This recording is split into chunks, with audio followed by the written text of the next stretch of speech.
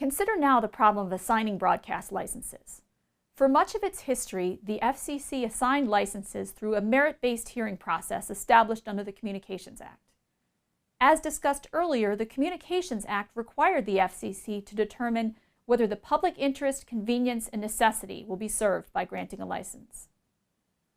Under the FCC's traditional approach to assignment, an applicant for a license would bear the administrative costs of obtaining a license and would have to construct the broadcast facility.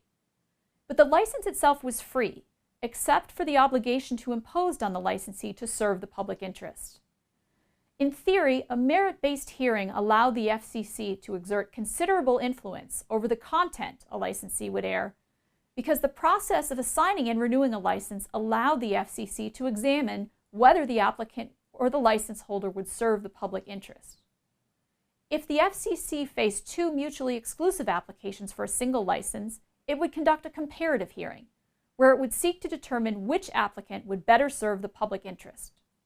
Comparative hearings could be long, drawn-out processes, often prolonged by an appeal by the disappointed applicant. So over time, both the FCC and Congress began to question the hearing process. Because licensees were permitted to transfer a license with FCC approval, the FCC could spend a great deal of time conducting a hearing to determine who would provide the best service to the public. The winner would then sell the license, which it had received at no cost, to the highest bidder.